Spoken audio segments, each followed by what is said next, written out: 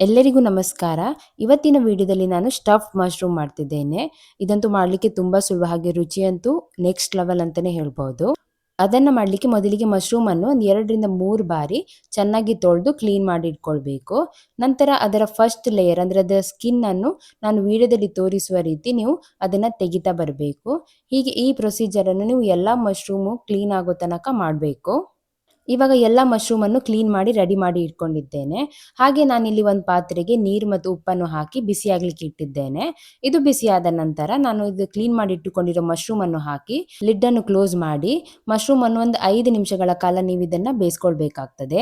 ಇದು ಇವಾಗ 5 ನಿಮಿಷಗಳ ಕಾಲ ಆಗಿದೆ. ಮಶ್ರೂಮ್ ಸಹ ಚೆನ್ನಾಗಿ ಬೆಂದಿದೆ. ಇವಾಗ ಇದನ್ನ ನಾನು ಸ್ಟ್ರೈನ್ ಮಾಡಿ ಕೋಲ್ಡ್ ನೀರಿಗೆ ಹಾಕೊಳ್ತೇನೆ. 1-2 ನಿಮಿಷಗಳ ಕಾಲ ಆದ ನಂತರ ನೀವು ಕೋಲ್ಡ್ ನೀರಿಂದ ಸಹ ಅದನ್ನು ಸ್ಟ್ರೈನ್ ಮಾಡಿ ಇನ್ನೊಂದು ಪಾತ್ರೆಗೆ ಹಾಕೊಳ್ಳಿ. ನಂತರ ಮಶ್ರೂಮ್ ಮತ್ತು ಅದು ಸ್ಟೆಮ್ ಅನ್ನು ಬೇರೆ ಬೇರೆಯಾಗಿ ಮಾಡ್ಕೊಳ್ಬೇಕು. ವಿಡಿಯೋದಲ್ಲಿ ತೋರಿಸುವ ರೀತಿ ನೀವು ಅದನ್ನ ಸಪರೇಟ್ ಮಾಡ್ಕೊಳ್ತಾ ಬರಬೇಕು. ಇವಾಗ ನೀವು ಸ್ಟೆಮ್ ಅನ್ನು ಚಿಕ್ಕ ಚಿಕ್ಕ ತುಂಡುಗಳನ್ನಾಗಿ ವಿಡಿಯೋದಲ್ಲಿ ತೋರಿಸುವ ರೀತಿ ಕಟ್ ಮಾಡ್ಕೊಳ್ತಾ ಬರಬೇಕು.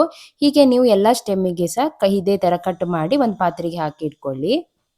ಇವಾಗ ಒಂದು ಪ್ಯಾನಿಗೆ ಸ್ವಲ್ಪ ಎಣ್ಣೆ ಹಾಕಿ, ಎಣ್ಣೆ ಬಿಸಿ ಆದ್ಮೇಲೆ ಅದಕ್ಕೆ ಸ್ವಲ್ಪ ಬೆಳ್ಳುಳ್ಳಿ, ಕಟ್ ಮಾಡಿ ಇಟ್ಟುಕೊಂಡಿರೋ ಮಶ್ರೂಮ್ ಸ್ಟೆಮ್, ಹಾಗೆ ಸ್ವಲ್ಪ ಈರುಳ್ಳಿ ಮತ್ತು ಉಪ್ಪನ್ನು ಹಾಕಿ ಒಂದು 2ರಿಂದ 3 ನಿಮಿಷಗಳ ಕಾಲ ಇದನ್ನ ನೀವು ಫ್ರೈ ಮಾಡ್ಕೊಳ್ಬೇಕಾಗ್ತದೆ.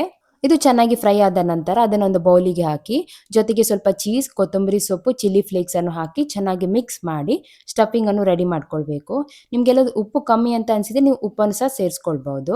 ನಂತರ ಈ ಸ್ಟಫಿಂಗ್ ಅನ್ನು ಒಂದೊಂದೇ ಮಶ್ರೂಮಿಗೆ ವಿಡಿಯೋದಲ್ಲಿ ತೋರಿಸುವ ರೀತಿ ನೀವು ಸ್ಟಫಿಂಗ್ ಅನ್ನು ಮಾಡ್ತಾ ಬರಬೇಕು.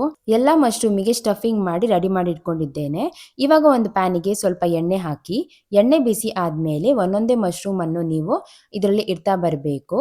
ನಂತರ ಒಂದು ಲಿಡ್ ಅನ್ನು ಕ್ಲೋಸ್ ಮಾಡಿ ಒಂದು 3 ಅಥವಾ 5 ನಿಮಿಷಗಳ ಕಾಲ ಇದನ್ನ ನೀವು ಮೀಡಿಯಂ ಫ್ಲೇಮ್ ಅಲ್ಲೇ ಬೇಯಿಸ್ಕೊಳ್ಬೇಕು. ಮಶ್ರೂಮ್ ಅನ್ನು ನಾವು ಆವಾಗಲೇ ಬೇಯಿಸ್ಕೊಂಡು ಉಪಯೋಗಿಸೋದ್ರಿಂದ ಹೆಚ್ಚೊತ್ತು ಬೇಯಿಸ್ಬೇಕಂತಿಲ್ಲ. ಒಂದು 5 ನಿಮಿಷಗಳ ಕಾಲ ಇದನ್ನು ಫ್ರೈ ಮಾಡ್ಕೊಂಡ್ರೆ ಸಾಕಾಗ್ತದೆ. ಯಾಕಂದ್ರೆ ಚೀಸ್ ಮೆಲ್ಟ್ ಆಗಬೇಕು. ಅದಕ್ಕೆ ನಾವೊಂದು 5 ನಿಮಿಷಗಳ ಕಾಲ ಇದನ್ನ ಫ್ರೈ ಮಾಡ್ಕೊಂಡ್ರೆ ಸಾಕಾಗ್ತದೆ. ಇವಾಗ ಇದು ರೆಡಿ ಆಗಿದೆ. ಇವಾಗ ನಾನು ಇದನ್ನ ಒಂದು ಪ್ಲೇಟಿಗೆ ಹಾಕಿ ಸರ್ವ್ ಮಾಡ್ತೇನೆ. ಇವಾಗ ಸಖತ್ ಸಿಂಪಲ್ ಹಾಗೆ ಡಿಲಿಷಿಯಸ್ ಆದ ಸ್ಟಫ್ಡ್ ಮಶ್ರೂಮ್ ರೆಡಿ ಆಗಿದೆ. ಹಾಗೆ ನಿಮ್ಗೆ ಏನಾದ್ರೂ ಈ ವಿಡಿಯೋ ಇಷ್ಟ ಆಗಿದ್ರೆ ಲೈಕ್ ಮತ್ತೆ ಶೇರ್ ಮಾಡಿ, ಹಾಗೆ ಕಮೆಂಟ್ ಅಲ್ಲಿ ತಿಳಿಸಿ ಹೇಗಾಗಿದೆ ಅಂತ. ಇನ್ನೂ ಹೆಚ್ಚಿನ ವಿಡಿಯೋಗೆ ನನ್ನ ಪೇಜ್ ಅನ್ನು ಫಾಲೋ ಮಾಡಿ. ಮುಂದಿನ ವಿಡಿಯೋದಲ್ಲಿ ಸಿಗೋಣ.